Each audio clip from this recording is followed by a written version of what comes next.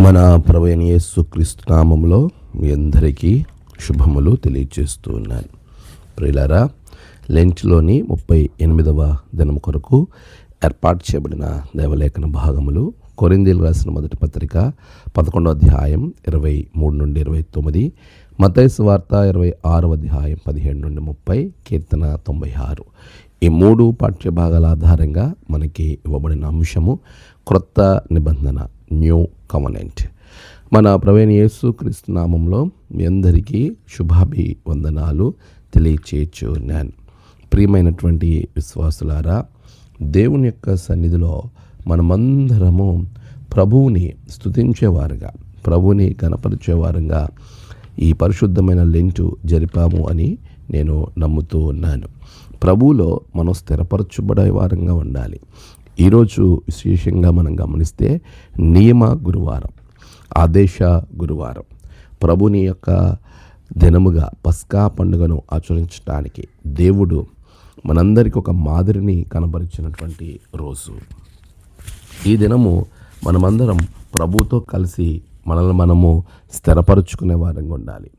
దేవునిలో మన జీవితాలను తిరిగి నిర్మించుకోవడానికి ప్రభు మనకిచ్చిన ఒక అద్భుతమైనటువంటి అవకాశము అని నేను నమ్ముతూ ఉన్నాను. ప్రియ విశ్వాసులారా, దేవాది దేవుడు తన ప్రజలకు ఇచ్చినటువంటి ప్రధానమైనటువంటి ఆజ్ఞలలో ఒకటి ప్రాముఖ్యమైనటువంటి పండుగలను ఆచరించాలని.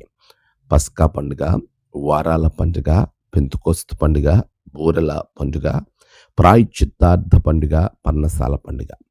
ఈ 6 పండుగలు మీరు ఖచ్చితంగా జరిగించాలని లేవికాండము 23వ అధ్యాయం 3 నుండి 23వ అధ్యాయము 33, 43వ వచనం వరకు ఈ పండుగల గురించి ఆయన ప్రస్తావించటం మనం గమనిస్తాం. ప్రియ విశ్వాసులారా, ఈ పండుగలను మనము జరిగించడానికి పస్కా పండుగ, పెంతెకొస్తు పండుగ, పర్ణశాల పండుగ, ఈ 3 చాలా ప్రాముఖ్యమైనటువంటి పండుగలు, ఖచ్చితంగా చేయాల్సిన పండుగలు. దీనిలో పస్కా పండుగ యూదుల మాసము, మొదటి మాసం అబీబ్ నిస్సాన్ మాసం 1వ నెల 11వ తారీఖు నుండి 21వ తారీఖు వరకు 20 సంవత్సరాలు పైబడిన వారందరూ కూడా ఈ 8 దినాలు ఖచ్చితంగా చేయవలసినటువంటి వారిగా ఉన్నారు. 7 రోజులు చేదు కూరలతో దానిని భుజిస్తూ 8వ రోజు ప్రభుని ఆరాధిస్తూ ఈ పండుగను ముగించటం అనేది మనము గమనించగలుగుతాం. దీనినే ప్రభు యొక్క చివరి భోజన, లేతే ప్రభు సంస్కారపు, ప్రభు యొక్క సహవాస విందు, ఇంకా అనేకమైనటువంటి మాటలతో దీన్ని మనము పిలుస్తూ ఉంటాము. ఇది ఏ విధమైన సాదృశ్యాన్ని మనకి కనబరుస్తుందో మనము గమనించాల్సిన వారంగా ఉన్నాము. మొదటిగా సాదృశ్యాన్ని, పస్కా బలి సాదృశ్యానికి మనం గమనిస్తే ప్రభు అంటాడు, నేను మీ కొరకు చనిపోవటానికి, నా మరణానికి సాదృశ్యంగా ఇది మీరు గమనించండి, చూడండి అని ప్రభువు చెప్పడం మనం ఇక్కడ చూడగలుగుతాం. అంటే పస్కా బలి ప్రభు మరణానికి సాదృశ్యంగా ఆయన దీనిని చేయటం అనేది మనము చూస్తున్నాం. అందుకే ప్రభు కొరింథీయులకు రాసిన మొదటి పత్రిక 11:26లో ఆయన మరణాన్ని ప్రచురము చేయడి అనే మాటను పౌలు జ్ఞాపకం చేస్తుంటాడు. పాప క్షమాపణ నిమిత్తము ఇది ఇవ్వబడింది. మత్తయి సువార్త 26:28 మనం గమనించుతాం. అంటే యేసు ప్రభువారి మరణానికి పస్కా బలిగా ఆయన త్యాగము, ఆయన ప్రేమను సూచిస్తూ ఉంది. దానిని మనము జ్ఞాపకం చేసుకునే వారంగా ఉండాలి. రెండవదిగా మీరు గమనిస్తే దీన్ని ఆదేశ గురువారము అని పిలుస్తారు. అనగా ప్రభు క్రొత్త ఆజ్ఞను ఈరోజు ఇచ్చాడు. యోహాను సువార్త 13వ అధ్యాయం 34, 35 క్రొత్త ఆజ్ఞ ఇవ్వబడింది. ప్రియులారా, మీరు గమనించాల్సిన విషయం ఏంటంటే లాటిన్ వర్డ్ మ్యాండేట్ అనేటువంటి మాట ఫ్రెంచ్ వర్డ్గా, లాటిన్లో మ్యాండేటియం అనగా కమాండ్మెంట్, ఆజ్ఞ, క్రొత్త ఆజ్ఞ. ఈ క్రొత్త నిబంధన, క్రొత్త ఆజ్ఞ, క్రొత్త కీర్తన, ఇవన్నీ కూడా క్రొత్తగా ప్రభువు అక్కడ వీరందరికీ శిష్యుల ద్వారా ప్రపంచానికి ఆయన జ్ఞాపకం చేశాడు అనే విషయాన్ని మీకు నేను తెలియజేస్తూ ఉన్నాను. ప్రియ విశ్వాసులారా, ఆజ్ఞనిచ్చాడు. ఈ ఆజ్ఞనే మనకి జ్ఞాపకం చేస్తుంది ఏంటంటే ప్రేమను, పొరుగువాని యెడల ప్రేమ కలిగి ఉండాలని చూపిస్తుంది. మొదటిది దేవుడు చూపిన త్యాగమైతే, ప్రేమైతే, రెండోది నీవు పొరుగువాని యెడల ప్రేమను కనబరచాలి అని ప్రభువు జ్ఞాపకం చేస్తున్నాడు. మూడవది మీరు గమనించినప్పుడు ఇది ఇతరులకు సహాయంగా, సాదృశ్యంగా చరిత్రలో మనం ఈ విషయాన్ని చూస్తాం. ప్రతి సంవత్సరం ఒక సిల్వర్ కాయిన్ పేదలకు church of Rome Maundy money అని వారికి సహాయం చేసేవారు. అది 1662 నుండి వాడుకలో వచ్చింది. ఒక బహుమతినిచ్చేవారు పేదలకు. 1784 నాటికి ఆ పరిస్థితితో పాటు మరొకటి యాడ్ చేశారు. పాదాలు కడగడం కూడా ప్రారంభించారు. ప్రియులారా, ఇది ప్రభు మనకు చూపిన మాదిరిని, నేను అన్ని విషయాల్లో మీకు మాదిరిని ఉంచాను అని యోహాను 13వ అధ్యాయంలో ప్రభు చెప్పినట్టుగా, ఆ మాదిరి తగ్గింపుతో పాటు మనము ఇతరులకు సహాయంగా ఉండాలి. తన ప్రాణాన్నే ఆయన త్యాగంగా ఇచ్చేశాడు. ఆయన తన జీవితాన్నే సమర్పించేశాడు.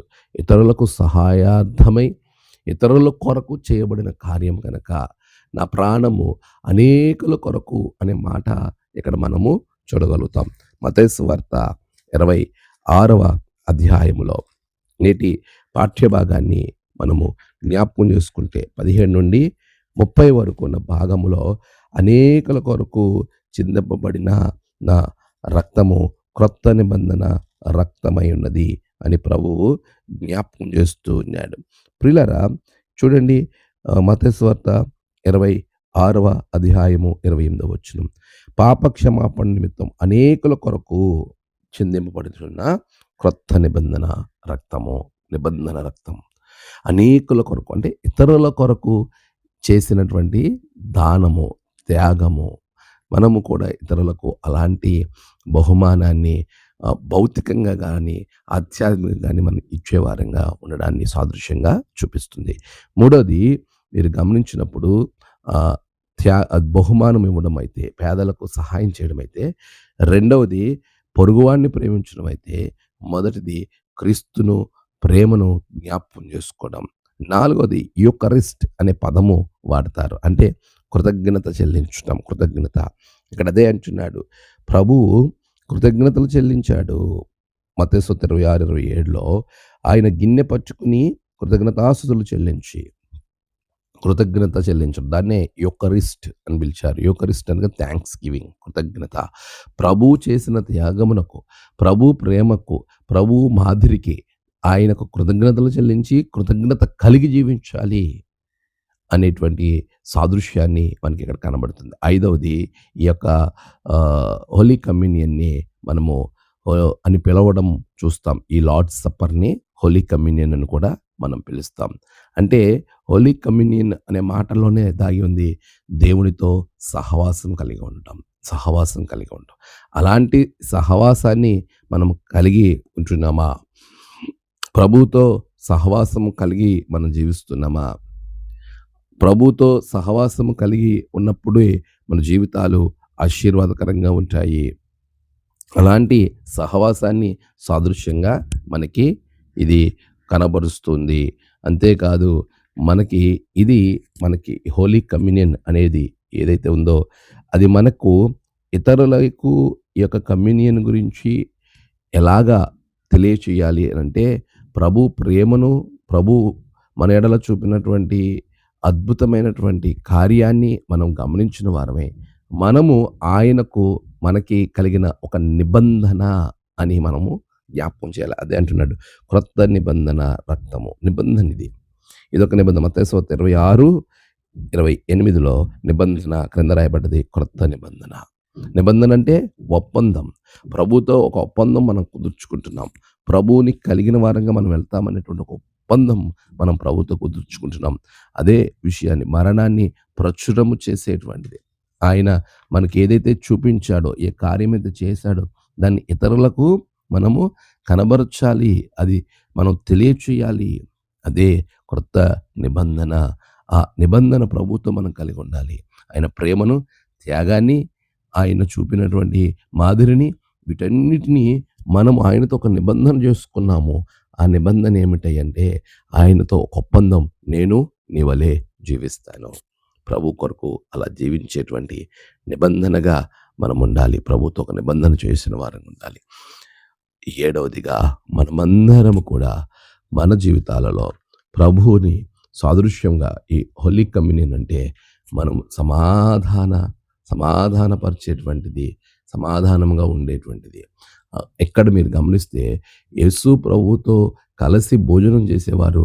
ఒకడు నాకు తన చెయ్యని ఎత్తుతున్నాడు, ఎడమగా ఎత్తుతున్నాడని ప్రభువు జ్ఞాపకం చేస్తున్నాడు. నాతో కూడా పాత్రలో చెయ్యి ముంచిన వాడే నన్ను అప్పగించును. వాడు నాకు వ్యతిరేకంగా ఉన్నాడు.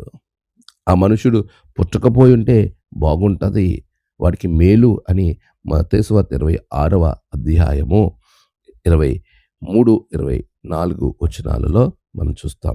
అంటే వ్యతిరేక వ్యతిరేక ధోరణి, సమాధానము లేదు. ప్రభువుతో సమాధానం లేదు. ప్రభువుని అప్పగించాలని వాళ్ళలో కూర్చున్నాడు. ఈరోజు హోలీ కమ్యూనియన్, పరిశుద్ధ సహవాసము వ్యక్తిగతంగా ప్రభుతో నీకు ఎలా ఉన్నది? 7 సాదృశ్యాలను మనం జ్ఞాపకం చేసుకున్నాం. 7 సాదృశ్యాలను.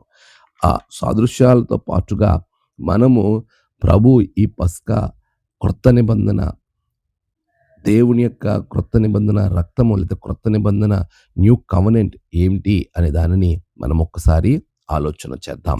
ప్రియులారా, ఈరోజు ఈ మాండీ థర్స్‌డే రోజు దేవుడు మనకిచ్చిన న్యూ కవనెంట్ ఏమిటో మనం ఇప్పుడు గమనించేద్దాం.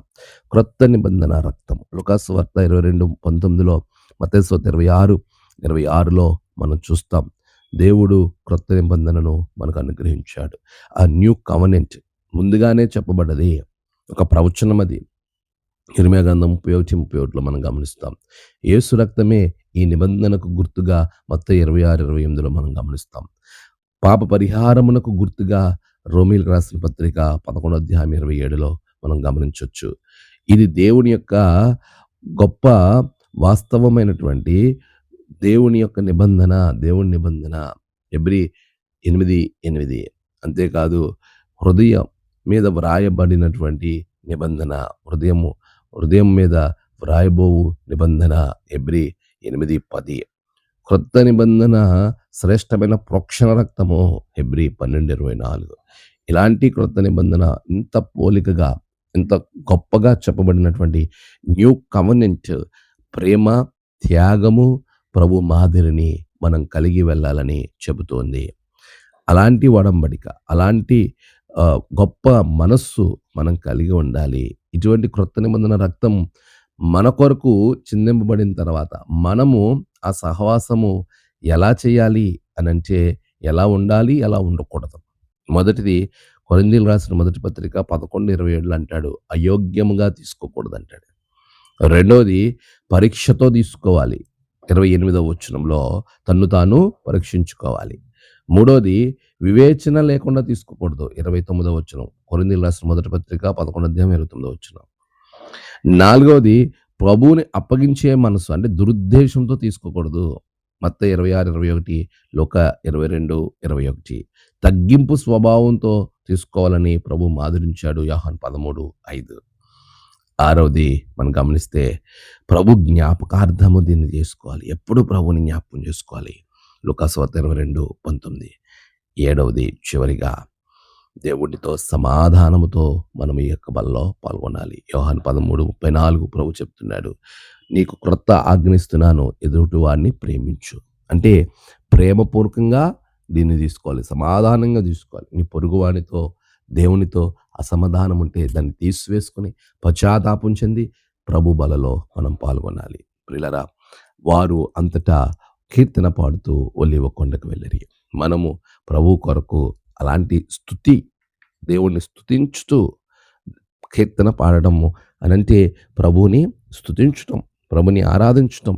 మీరు ఈ యొక్క పస్కా క్రమము మీరు గమనించినప్పుడు పస్కా క్రమములోనే ఆ మాటను మనము చూడొచ్చు. ఆశీర్వాదం తీసుకుంటారు మొదట, తర్వాత ద్రాక్షారసం త్రాగుతారు, చేతులు శుభ్రం చేసుకుంటారు, చేదు కూరలు తింటారు.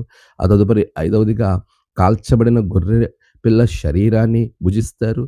ఆరవదిగా రెండవసారి మరలా ద్రాక్షారసం తాగి ఆ తదుపరి పస్కా భోజనం గురించి సంభాషణ చేసి ముగింపు కీర్తన 113, 114 హెల్లెల్ మొదటి భాగాన్ని పాడతారు. పులియని రొట్టెలను చేదు కూరలతో మరలా తింటారు. ఆ తదుపరి వారు ఆ అవసరాన్ని బట్టి భోజనం చేస్తారు. మూడవసారి ద్రాక్షారసం తాగుతారు. హెల్లెల్ రెండవ భాగము ముగింపు స్తుతి కీర్తనగా పాడతారు. ముగింపు కీర్తన ప్రభువుని స్తుతిస్తారు. నాలుగవదిగా చివరిగా నాలుగవసారి ద్రాక్షారసం తీసుకొని దేవుణ్ణి స్తుతిస్తూ వారు అక్కడ నుండి వెళతారు. అందుకే 96వ కీర్తనలో అంటాడు, ప్రభు కొరకు ఏం చేయాలంట? క్రొత్త కీర్తన పాడండి, యెహోవా మీద క్రొత్త కీర్తన పాడుడి, సర్వభూజనులారా యెహోవా మీద పాడుడి, ఆయన నామమును యెహోవా మీద పాడుడి, ఆయన నామమును స్తుతించుడి. కీర్తన పాడుచు ఆయన నామాన్ని అనుదినము ఆయన రక్షణ సువార్తను ప్రకటించుడి. అదే కదా ప్రభు బల్ల తీసుకున్న ప్రభు పస్కాకు సాదృశ్యం. కొరింథీయులకు రాసినటువంటి మొదటి పత్రిక 11:22 ఆయన మరణమును ప్రచురం చేయండి. ప్రచురం చేయాలి అంటే కీర్తనలు పాడడం, క్రొత్త కీర్తన పాడడం, దేవుని కొరకు ఆ దేవుని చేసిన కార్యాలను ప్రచురం చేసే వారంగా మనం ఉండాలి. అలా పరిశుద్ధ అలంకారం ధరించుకొని మనము ప్రభుని ప్రచురం చేసే వారంగా ఉంచున్నామా? 9వ చరణంలో అంటాడు, పరిశుద్ధ అలంకారం ధరించుకుని యెహోవాకు నమస్కారం చేయుడి.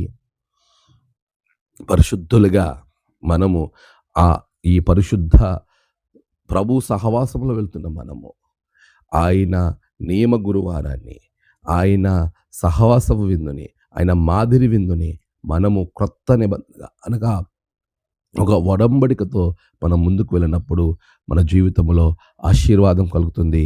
అట్టి ఆశీర్వాదం ప్రభు మీకు అనుగ్రహించునుగాక. ఆమేన్. ప్రార్థన. సర్వోన్నతుడా, గొప్ప దేవ, నీకు వందనాలు. బిడ్డలను దీవించండి నాయన. ఈ క్రొత్త నిబంధన లేదా ఈ క్రొత్త ఆజ్ఞ ఏదైతే మీరు ఇచ్చారో నాయన, వాటిని మేము చేతపట్టి ముందుకు వెళ్ళటకు నీవు చూపిన ప్రేమ, త్యాగము, మాదిరిలను మేము కూడా చూపిస్తాము, ఇతరులకు నిన్ను ప్రచురం చేస్తామనేటువంటి ఒడంబడిక ద్వారా ఇది మొదలుకొని మేము ప్రభువా నీ కొరకు సాక్షిగా జీవిస్తాము అనేటువంటి నిర్ణయంతో బిడ్డలను ఆశీర్వదించండి, దీవించండి. యేసు నామమున ప్రార్థించి వేడుకొంచున్నాం తండ్రి. ఆమేన్. తండ్రి, కుమార, పరిశుద్ధాత్మ త్రియేక దేవుని ఆశీర్వాదం మీకు తోడుగా ఉండి నడిపించునుగాక. ఆమేన్.